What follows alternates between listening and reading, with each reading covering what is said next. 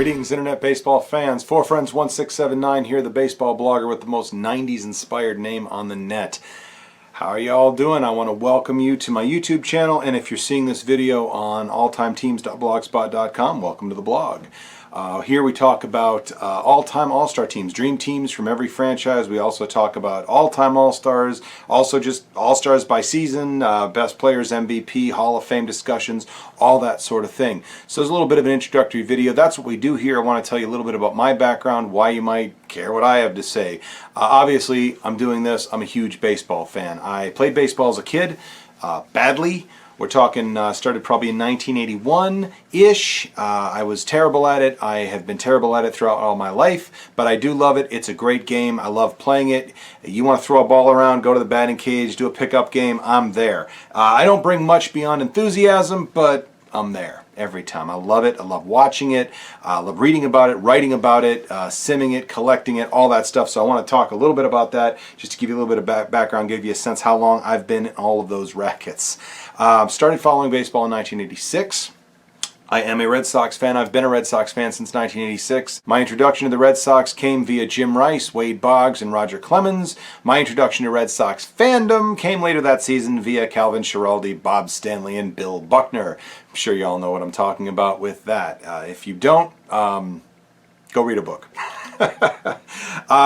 Yeah, so I've been a Red Sox fan since '86. I've been following baseball closely since then. There were two other things that kind of round that out since then. That was maybe not the beginning of, but definitely the prelude to the junk wax era of baseball card collecting, an era of overproduction brought on by literally everybody and their sister and their grandmother and their great aunt Edna getting into baseball card collecting at that time. So many people, like me at the time, who had never been interested in it, never even really followed the sport, suddenly are buying baseball cards. It was a craze in the late 1980s, early 1990s that led to a lot of overproduction, a huge crash in values it's called junk wax for those who don't know, because basically everything from that era, nothing is worth anything basically, but it was a lot of fun at the time. I got sucked into it, and I still collect baseball cards to this day.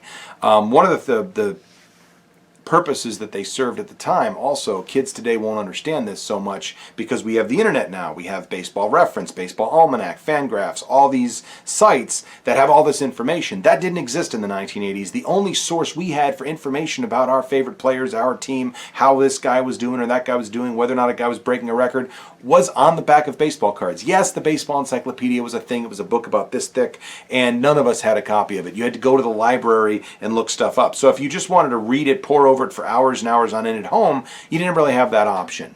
The other thing that I got into hard in 1986, I came across, well, a friend of mine introduced me to Stratimatic, and I didn't really take to it. That's the board game with the dice, simulated baseball. A lot of people play it to this day, very popular. Not my jam, never really got into it, too slowly paced, I don't know, just wasn't my thing. But later that year, somebody introduced me to Micro League Baseball on the Commodore 64, and I was immediately hooked. The game came with a lot of like classic teams, 61 Yankees, 75 Reds and Red Sox, 68 Tigers, that sort of thing. 27 Yankees were on there through about 80, I think the 82, 83 season. I think the 83 Orioles were the most recent team. They had the 84 All-Star teams in the version I had. Anyway, not important. Loved that game. It was a very simple strategy-based game. You weren't, playing with a joystick, and I mean, kids today, this shows you how old I am. I'm doing this to simulate a joystick, not this. Yeah, there was a stick and a button. That was it. That was all we had back then, kids. So I played the hell out of Micro League Baseball throughout high school. Then I got into college and got an IBM clone, Windows-based computer. Still had DOS, but obviously the Commodore 64 games would no longer run on it. So sophomore year, somebody introduced me to Earl Weaver Baseball. That didn't really catch on with me for some reason, but a month or two later I came across Tony La Russa Baseball 2, and again, immediately hooked. It also came with classic teams. I typed in and entered in the 1985 season and replayed that. I did an all 80s league, like all decade all-stars for every team. Me and a couple buddies in college played that season, got about 2/3 of the way through. So that's the kind of thing I've been doing forever. I played that game. That game had so much more than Micro League. Micro League, really terrible graphics, no like park effects or anything like that. Tony La Russa Baseball 2 had stadiums. It had left and right platoon splits. Players could get injured. You could generate a season. It had a automatic scheduler. Micro League didn't have that. So it had a lot of cool stuff that Micro League didn't do. And again, I was hooked. Played that throughout college. Played it well into the 3-division era. That game would only support 2 divisions per league, but I still tried to type in the 1988 stats and I'm sorry, 1998 stats and replay that. Never quite finished that project because at some point I upgraded my computer again and it no longer had the 3.5-inch drive, so couldn't play Tony La Russa 2 anymore. Tried Tony La Russa 3, very buggy, not very user-friendly, wasn't a big fan. And then around 2008, 2009-ish, I discovered Action PC Baseball by Dave Koch Sports, and it has been off to the races ever since then. I play the game to this day. He upgrades it every year. I upgrade every couple of years.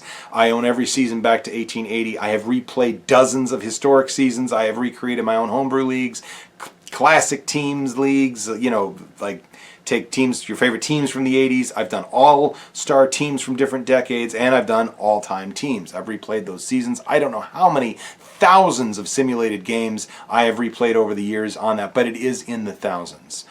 And that's really where my interest comes in, because I love talking about this kind of stuff, but what I really like doing is taking these teams, putting them into these sim programs and actually running them. It is a lot of fun. It's a blast. I love all-star teams. I love historic teams too. That has its own appeal, but all-star teams are just such a blast to run. It can get so silly and so stupid, but it's so much fun. And again, I love talking about it. I love reading about it. I love studying it. I love writing about it. So hopefully you're going to find something here that we can debate, argue about, talk about. I want to see your comments either on the blog or on the YouTube channel. Again, the blog is alltimeteams.blogspot.com. There are dashes. It's all-times-teams.blogspot.com, or down here there'll be a video for every team.